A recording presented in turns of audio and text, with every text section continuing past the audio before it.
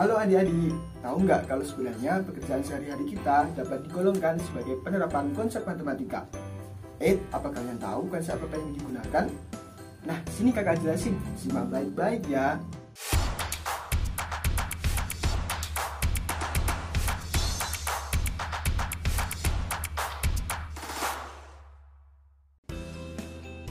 Assalamualaikum adik-adik, bagaimana kabarnya hari ini?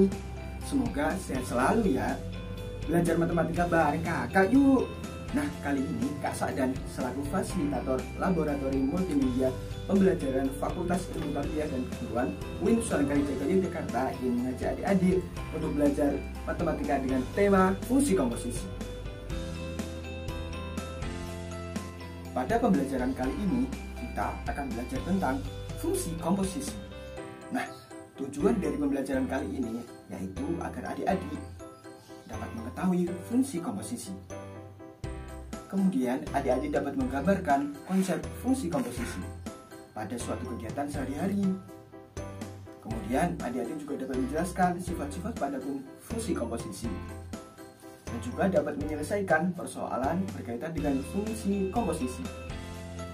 Kita buat perumpamaan saja ya. Misalnya, dalam suatu pabrik roti, di sana terdapat mesin untuk membuat adonan berupa mixer dan juga mesin untuk memasak adonan berupa oven. Mixer digunakan untuk mencampur bahan-bahan hingga menjadi adonan yang siap masak. Kita dapat memisalkan berat baku sebelum menjadi adonan adalah X. Setelah itu, kita misalkan pula setelah menjadi adonan, beratnya menjadi sesuai dengan fungsi Fx. Kemudian, adonan Fx akan dimasak dalam oven hingga menjadi roti yang siap untuk dikemas. Berat roti yang dihasilkan lebih ringan daripada berat adonan. Misalkan, berat roti yang dihasilkan adalah mengikuti fungsi Gfx. Nah, perubahan-perubahan yang terjadi pada bahan baku X setelah diproses melewati berbagai proses sehingga menghasilkan fungsi Gfx adalah salah satu contoh konsep fungsi dalam kehidupan sehari-hari. Baik adik-adik, setelah kita memahami apa yang dimaksud dengan fungsi komposisi, kali ini kita akan mempelajari tentang berbagai macam sifat fungsi komposisi. Nah, langsung saja di sini ada 3 sifat komposisi. Yang pertama yaitu sifat tidak komutatif.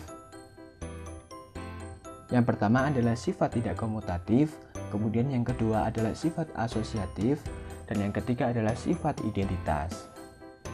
Nah, langsung saja sifat yang pertama adalah sifat tidak komutatif.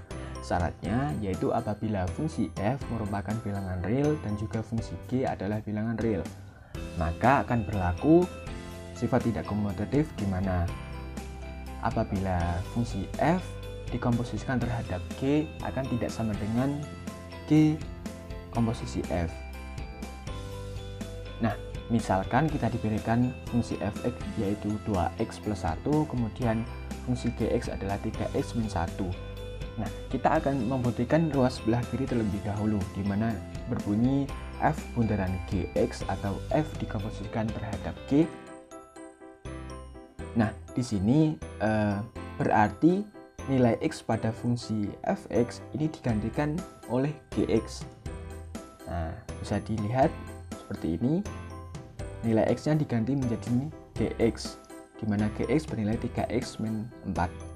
Maka kita akan memperoleh 2 dikali 3x min 4, kemudian ditambah dengan 1, di mana 2 dikali 3x maka menjadi 6x, kemudian 2 dikali min 4 maka akan menjadi min 8, kemudian ditambah 1 menjadi min 7. Nah, kemudian kita buktikan ruas sebelah kanan berbunyi G bundaran fx atau G dikomposisikan terhadap f. Nah, maka ini bisa dilihat bahwa nilai x pada gx ini digantikan oleh fungsi fx, di mana fungsi fx bernilai 2x plus 1, kemudian kembalikan ke fungsi awal, fungsi gx nya yaitu 3 dikurangi 4, maka menjadi 3 dikali x nya itu yang tadi sudah diganti fungsi fx menjadi 3 dikali 2x maka menjadi 6x, kemudian 3 3 dikali 1 sama dengan 3, kemudian dikurangi 4, maka menjadi negatif 1. Nah, bisa dilihat hasil dari ruas sebelah kiri dan hasil dari ruas sebelah kanan tidak bernilai sama, di mana ruas sebelah kiri bernilai 6x-7 dan ruas sebelah kanan bernilai 6x-1. Nah, ini membuktikan bahwa sifat yang pertama pada fungsi komposisi adalah tidak komutatif. Kemudian, sifat yang kedua adalah sifat asosiatif. Syaratnya juga sama, yaitu apabila fungsi f merupakan bilangan real dan juga fungsi g adalah bilangan real dan fungsi h juga bilangan real, maka akan berlaku sifat asosiatif yang berbunyi jika diberikan 3 fungsi, yaitu fungsi f, fungsi g, dan fungsi h. Nah, apabila langkah yang pertama kita komposisikan terlebih dahulu fungsi f komposisi terhadap g, kemudian hasilnya kita komposisikan terhadap kita komposisikan terhadap h, maka hasilnya akan sama dengan apabila fungsi f dikomposisikan terhadap hasil dari g komposisi terhadap h. Nah, agar lebih jelas kita langsung saja ke contoh. Diberikan fungsi fx yaitu 2x plus 1, fungsi gx adalah 3x min 4 dan hx adalah x kuadrat. Nah, sama seperti tadi, kita akan membuktikan ruas sebelah kiri terlebih dahulu, di mana kita komposisikan terlebih dahulu f terhadap g. Maka akan menjadi seperti ini, f bundaran g, kemudian kita kalikan terhadap hx. Nah, hx sendiri bernilai x kuadrat, kemudian nilai fog tadi yang pengerjaan sebelumnya bernilai 6x min 7, kemudian nilai x pada fog kita ganti menjadi x kuadrat, maka menghasilkan 6x kuadrat min 7. Nah, kemudian kita akan buktikan ruas sebelah kanan, di mana berbunyi f komposisi terhadap hasil dari g komposisi terhadap h. Nah, di sini nilai x pada fungsi fx kita gantikan hasil dari g bundaran h atau g komposisi terhadap h. Hasil dari g bundaran h atau g komposisi terhadap h adalah 3x kuadrat min 4. Kemudian nilai fx itu sendiri adalah 2x plus 1. Kemudian menjadi 2 dikali 3x kuadrat menjadi 6x kuadrat. Kemudian 2 dikali min 4 adalah min 8, kemudian ditambah 1 menjadi min 7 atau negatif 7. Nah, di sini kita bisa lihat bahwa hasil operasi dari ruas sebelah kiri dan hasil operasi dari ruas sebelah kanan bernilai sama, yaitu 6x kuadrat negatif min 7, 6x kuadrat min 7. Ini membuktikan bahwa sifat yang kedua pada fungsi komposisi adalah sifat asosiatif. Oke, kita lanjut sifat yang terakhir. Sifat yang ketiga adalah sifat identitas. Nah, syaratnya sama ya, fungsinya merupakan fungsi bilangan real. Kemudian diingat lagi bahwa nilai dari identitas pada fungsi adalah x, seperti yang dijelaskan di depan tadi. Operasi yang dioperasi terhadap identitas bernilai bilangan itu sendiri. Nah, seperti yang sudah dijelaskan di depan tadi. Langsung saja ke contohnya. Misalkan fungsi fx adalah 2x plus 1, dan ini tadi fungsi identitas pada fungsi adalah nilai x.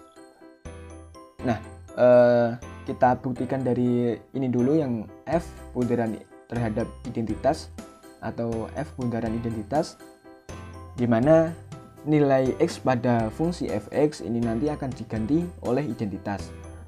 Nah, nilai dari identitas padahal itu x itu sendiri. Nilai x berarti nilai x pada 2x plus 1 digantikan oleh x. Ya sudah, berarti hasilnya adalah 2x plus 1 itu sendiri atau bilangan itu sendiri. Nah, sama dengan ruas sebelahnya, ruas sebelah kanan, di mana identitas bundaran f atau identitas dikomposisikan terhadap f. Nah, ini maksudnya gimana? Yaitu nilai X pada fungsi identitas kita ganti menjadi fx. Nah, X pada fungsi identitas adalah X itu sendiri. Kemudian nilai X ini kita gantikan 2X plus 1. Nah, 2X plus 1 kita substitusikan ke nilai X. Ya sudah, berarti hasilnya ya nilai fx itu sendiri yang bernilai 2X plus 1. Nah, hal ini membuktikan bahwa sifat pada fungsi komposisi yang ketiga adalah sifat identitas. Adik-adik, bagaimana nih? Seru kan pembelajaran kali ini? Kita sudah banyak belajar mengenai fungsi komposisi. Dimulai dari penerapan konsepnya dalam kehidupan sehari-hari, sifat-sifatnya, dan juga beserta contohnya. Kakak harap semoga pembelajaran kali ini dapat bermanfaat bagi adik ya. Nah, itu tadi materi matematika mengenai fungsi komposisi. Kakak harap kalian paham dengan materi tadi ya. Jika adik-adik belum begitu paham, silahkan adik-adik putar ulang video pembelajarannya. Cukup sekian perjumpaan kita kali ini. Tetap jaga semangat dan semoga setelah menonton video pembelajaran ini, semangat adik-adik makin meningkat ya. Sekian, wassalamualaikum warahmatullahi wabarakatuh. See you next time. Bye-bye.